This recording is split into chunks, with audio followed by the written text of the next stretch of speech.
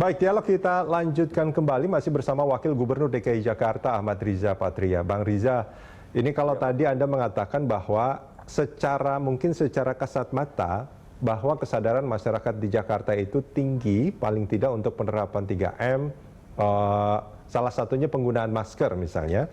Tapi kalau kita melihat angka positif harian, ini nampaknya masih seringkali ya, bahkan di atas 1.000, kecuali mungkin testingnya sedang berkurang. Nah, menurut Anda apa yang terjadi? Ya, memang DKI Jakarta memang berbeda dengan kota lain ya. Kenapa kasusnya masih tinggi ya? Pertama, Jakarta sebagai ibu kota, dia menjadi pusat interaksi. Ya. Kenapa menjadi pusat interaksi? Karena orang yang datang dan pergi ke luar negeri dari Indonesia itu melalui Jakarta. Yang kedua, datang dan pergi dari Aceh sampai Papua itu umumnya transit di Jakarta. Kemudian yang ketiga, Jakarta ini ya pusat pemerintahan, sehingga semua pimpinan pusat ada di Jakarta. Dan kemudian pejabat di Jakarta ya dalam melaksanakan tugasnya keluar masuk Jakarta, berkunjung, kunjungan kerja dan sebagainya. Kemudian yang keempat ya Jakarta ini pusat perdagangan, pusat bisnis, bahkan pusat budaya, pusat segala pusat lah. Pusat partai politik termasuk pusat media juga ada di Jakarta. Jadi sekali lagi memang Jakarta sebagai kota maka itu given dia menjadi pusat interaksi. Kalau interaksi tinggi maka potensi kerumunan tinggi dan pada akhirnya potensi penyebaran juga tinggi. Itu memang sesuatu yang terjadi di Jakarta. Yang kedua, kenapa tinggi? Tadi seperti yang saya sampaikan, Jakarta mungkin satu-satunya provinsi yang paling tinggi kontribusi terhadap testing.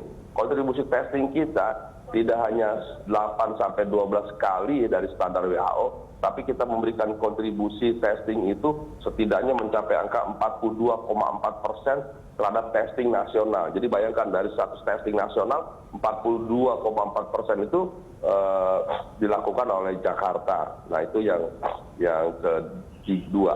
Yang ketiga, kenapa masih tinggi? Memang Jakarta ini sejak awal duluan dia memberlakukan PSBB. Bahkan ketika PSBB diberlakukan 10 April, Jakarta di bulan Maret itu bahkan sebelumnya kami sudah meminta bahwa sekolah ditutup, bekerja di rumah, kemudian beribadah juga di rumah. Jadi kita memang sejak awal yang sampai sekarang sudah setahun lebih Jakarta memberlakukan PSBB, jadi masyarakat cukup letih, capek dan bosan. Tiga utama alasan ini kenapa Jakarta masih tinggi. Tapi yang paling penting jangan lihat kasus aktifnya, tapi sejauh mana kemampuan Jakarta menangani. Jakarta termasuk sukses mengendalikan COVID. Apa indikatornya? Satu, angka kesembuhan itu mencapai 96,2%.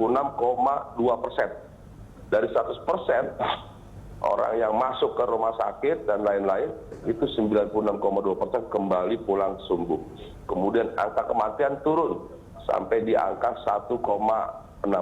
Inilah ukuran Jakarta berarti bisa memberikan pelayanan yang baik ya. Kami sendiri memiliki tidak kurang dari 106 rumah sakit rujukan, kemudian 290 puskesmas tingkat kelurahan dan 44 puskesmas tingkat kecamatan yang setiap hari hampir 24 jam memberikan pelayanan kesehatan bagi COVID ya. Kemudian tenaga kesehatan kami ini tidak kurang dari 144.700 yang ada di Jakarta. Jumlah tempat tidur kami itu mencapai 8.241 dan alhamdulillah dia turun terus, keterpakaiannya sudah 61%. Kemudian ruang ICU kami di Jakarta ini jumlahnya 1.134, ini terus kami tingkatkan dan keterpakaiannya mencapai 66%. Laboratorium di Jakarta itu jumlahnya setidaknya ada mencapai 82%, 82 laboratorium, itu sampel perharinya sampai 25.143 sampel per hari. Jadi inilah kemampuan Jakarta yang luar biasa sebetulnya. Kami terus setiap saat, setiap hari melakukan upaya meningkatkan sarana prasarana, tenaga kesehatan dan pendukung lainnya. Di samping juga kami memiliki berbagai aplikasi sistem digital kami di Jakarta sebagai smart city yang terus mendorong agar masyarakat bisa patuh taat dan disiplin terkait protokol kesehatan. Baik, Bang Riza, ini soal fasilitas kesehatan di Januari saya ingat dulu ada yang bilang ini sudah lampu kuning, ada yang bahkan bilang ini adalah alarm bahwa penuh. Tadi dikatakan sudah jauh turun ya, sekitar 61% sebetulnya yang apa namanya, yang terisi. Artinya masih ada space sekitar 40%-an untuk menampung pasien, gitu ya, Bang ya? Betul. Baik. Nah, kalau tadi disampaikan sama Bang Riza bahwa sebetulnya Jakarta punya kemampuan yang luar biasa dalam hal pelayanan, perawatan, dan segala macam, dari jumlah laboratorium yang tidak sedikit, kemudian fasilitas kesehatan yang sekarang sangat banyak, maka kalau saya mencoba untuk menggarisbawahi dari apa yang Bang Riza sampaikan, permasalahannya itu pada interaksi masyarakat, artinya soal mobilitas masyarakat. Ya, jadi memang dari angka yang tadi saya sebutkan, katakanlah 61% atau 66% ruang ICU yang terpakai, sesungguhnya tidak kurang dari 24% itu diisi dari warga non-Jakarta. Jadi sekali lagi, banyak sekali warga di luar Jakarta yang kami layani sepenuh hati, sebaik mungkin dengan penuh tanggung jawab. Jadi kami memang di Jakarta tidak pernah membedakan KTP-nya dari mana. Ya memang KTP ditanya, di entry, diisi. Tapi tidak bermaksud untuk membedakan, itu sekedar identifikasi kami. Jadi banyak sekali yang kami layani masyarakat di luar Jakarta. Artinya yang Bang Riza, artinya gini, saya kira apa yang dilakukan sama Jakarta luar biasa, bahkan bagi masyarakat dari luar daerah Jakarta. Tapi kalau kita melihat positivity rate misalkan, ini kan masih di atas standar WHO, gitu. Nah, terus kemudian tadi disampaikan yang menjadi permasalahan sebetulnya, ketika kesadaran masyarakat, bolehlah kita anggap sudah tinggi secara kasat mata, tapi masih terus terjadi kasus-kasus positif harian yang bertambah lebih dari 1000-an. Permasalahannya kan tadi pada interaksi masyarakatnya yang begitu tinggi. Artinya mobilitas masyarakat di Jakarta ini masih sangat tinggi. Nah, sehingga itu yang menyebabkan mungkin positivity rate Jakarta juga masih jauh di atas standar WHO. Begitu nggak kira-kira saya membacanya, Bang Riza? Iya betul. Jadi tadi saya sampaikan, memang kita masih di atas standar WHO, di atas 5%, bahkan mencapai 8 bisa sampai 12%. Namun demikian, yang paling penting itu kan disebabkan karena memang Jakarta sebagai kota pusat interaksi ya. Jadi memang tidak mudah ya kita menghindari. Kenapa? Karena orang kan dengan terpaksa harus naik kereta, dengan terpaksa dia harus naik bus. Setidaknya itu kan dia masuk dalam lingkungan yang penuh ya, yang padat ya. Belum lagi di tempat-tempat lain, di halte dan sebagainya, di kerumunan. Itu kan sulit dihindari ya bagi kita yang menggunakan kendaraan umum ya. Jangankan dalam bus, dalam kereta, di mobil saja kita itu bersama sopir saja tidak ada jaminan. Kita berdua dengan sopir tidak jaminan. Mungkin kita patut taat disiplin hari-hari, tapi kan kita punya supir datang ke rumah mungkin naik kereta, datang ke rumah naik bus dan sebagainya. Mungkin dia keluar masuk dari rumah dan sebagainya. Jadi memang itu tidak mudah ya. Bayangkan kita yang naik kendaraan pribadi dengan supir berdua saja tidak mudah bisa terbebas dari interaksi ya, apalagi bagi masyarakat yang hari-hari menggunakan transportasi publik ya. Jadi sekali lagi memang sulit ya kita menghindari satu kerumunan ya. Itu kan kerumunan ya. Sekalipun kita kan wajib selain 3M itu 5M itu diantaranya menjauhi kerumunan, mengurangi interaksi. Mengurangi interaksi sudah kita lakukan dengan cara membatasi kantor ya, dengan cara tidak lebih dari 50%, bahkan kita minta sedapat mungkin para pimpinan pengelola kantor membuat karyawannya, buruhnya, stafnya dan sebagainya itu bekerja di rumah, berjualan secara online dan sebagainya. Namun demikian, sekali lagi memang itu pekerjaan yang tidak mudah. Di satu sisi kita mengutamakan kesehatan dan keselamatan warga dengan cara tidak keluar rumah, karena bagaimanapun yang sering kami sampaikan kepada publik bahwa tempat yang terbaik bagi kita saat ini berada di rumah, tidak perlu keluar rumah, apalagi mereka yang di bawah 9 tahun, di atas 60 tahun, kita minta tetap di rumah. Siapa yang boleh ke rumah? Yang boleh keluar?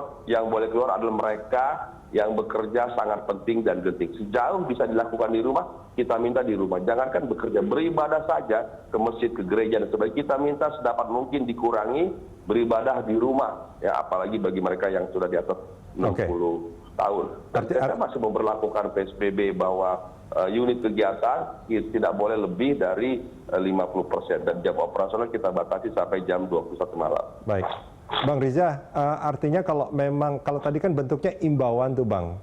Kalau dulu kan di awal PSBB yang ketat itu kan itu bukan hanya sekedar imbauan tapi itu aturannya. Nah itu memang nggak mungkin untuk diterapkan lagi Bang ya saat ini ya? Ya memang sekarang ini kebijakan itu kan diambil alih oleh pemerintah pusat ya. Sebelumnya ada batas, memang kami mengatur mana yang menjadi kewajiban atau kewenangan pusat dan kewenangan provinsi ya. Nah, namun demikian sudah dalam hampir 2 bulan ini pemerintah mengambil alih terkait program PPKM ya. Sehingga tidak hanya Jakarta dan sekitar Jakarta tapi Jawa dan Bali bahkan beberapa daerah lain itu diambil alih oleh pemerintah dalam hal menentukan jam operasional kantor umpamanya atau unit kegiatan. Kapasitas umpamanya yang tadi beberapa berbeda, ada yang 50%, ada yang 100%, bahkan ada 25%, ada yang 0%. Sekarang semua diputuskan bersama oleh pemerintah pusat dan pemerintah daerah memberi keputusan dan kami masing-masing provinsi kabupaten mengikuti apa yang menjadi kebijakan pemerintah pusat. Ya, jadi itu yang terjadi sekarang. Alhamdulillah dengan demikian memang ada perbaikan ya, diantaranya periodisasinya. Sebelumnya waktu Jakarta ketat, di luar Jakarta loh, nggak sebaliknya ketika luar Jakarta melakukan pengetatan, Jakarta mulai pelonggaran. Ini terjadi. Sekarang tidak terjadi lagi, dalam 2 bulan ini tidak terjadi seperti itu. Baik. Sekarang periodisasinya sama dan substansi kebijakan sama. Jadi kalau ketat ya ketat semua. Ketika pelonggaran, pelonggaran semua dan sebagainya. Baik. Bang Riza, ini kan ada semacam target kalau saya dengarkan pernyataan Prof. Wiku itu bahwa setelah turun tidak masuk lagi di zona merah, paling nggak ada perubahan lagi 10 bulan kemudian. Nah, dengan kondisi saat ini sebetulnya kalau kita melihat dengan penerapan PPKM Mikro dengan jumlah penambahan kasus harian yang masih di atas 1000 di Jakarta, ini kita memang harus optimis, tapi juga harus realistis melihat kondisi itu. Apakah ini menjadi sesuatu yang mudah saja dengan menjalankan apa yang kita jalankan sekarang ini untuk turun menjadi dari zona oranye ke zona kuning, kemudian juga masuk ke zona hijau, bahkan tidak ada kasus lagi? Atau sebetulnya ini tantangannya luar biasa sebetulnya? Ya, ini tantangannya luar biasa. Sekali lagi Jakarta sebagai ibu kota memiliki tantangan luar biasa yang tidak mudah ya. Apalagi sekarang ekonomi kita ini kan terkoreksi sudah sampai 1 tahun ya. Itu artinya semakin terpuruk ekonomi kita, maka untuk kembali normal, untuk bangkit itu kan butuh percepatan. Di antara percepatannya selain berbagai kebijakan yang diambil oleh pemerintah pusat termasuk pemerintah daerah adalah masyarakat itu sendiri melakukan interaksi, melakukan upaya-upaya yang ekstra yang luar biasa. Di antaranya ya keluar rumah gitu. Karena bekerja tidak semua bisa dilakukan di rumah. Apalagi yang selama ini sudah bekerja di rumah, maka dia butuh waktu, butuh kesempatan untuk bekerja di luar rumah, berinteraksi, ketemu orang dan sebagainya. Sehingga itu juga yang menjadi tantangan tersendiri. Tidak mudah memang kita menurunkan angka penyebaran COVID karena orang dengan terpaksa tidak ada pilihan, dia harus keluar rumah, melakukan pekerjaan, berinteraksi dengan masyarakat dan sebagainya. Baik. Sekalipun memang sampai hari ini kami masih memperlakukan tanpa tatap muka bagi yang sekolah, yang beribadah masih 50% ya. Yang masyarakat kan ingin beribadah di tempat-tempat ibadah, tentu berbeda dengan beribadah di rumah ya. Sekalipun kami sudah menyampaikan bahwa di mata Tuhan beribadah itu di rumah itu tidak mengurangi makna, pahala dan sebagainya, tapi tetap saja kan masyarakat tetap lebih enak beribadah di tempat-tempat ibadah umpamanya.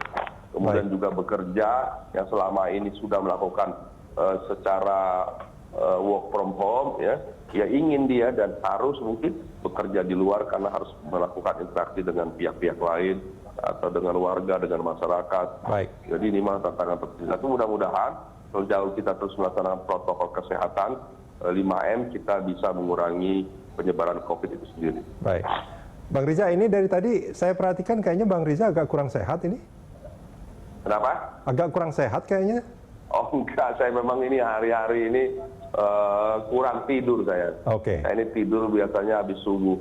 Tadi baru tidur jam 5 saya. Baik, baik. Bukan karena dulu kan kita tahu bahwa Bang Riza dulu pernah pernah positif juga. Ini bukan karena Alhamdulillah pengaruh saya itu ya? pernah positif di awal Desember selama 2 minggu, tapi saya OTG, Mas Rudi. Jadi saya OTG tanpa gejala sama sekali. Jadi seperti sekarang. Baik. Nah, hari-hari kadang-kadang kalau pagi masih seperti ini, Baik, masih baik. bersin-bersin. Ya. Oke, mudah-mudahan segar terus, sehat terus Bang Riza. Terima Ya, kasih insya Allah. sudah bersama kami di Morning Talks. Pemirsa, good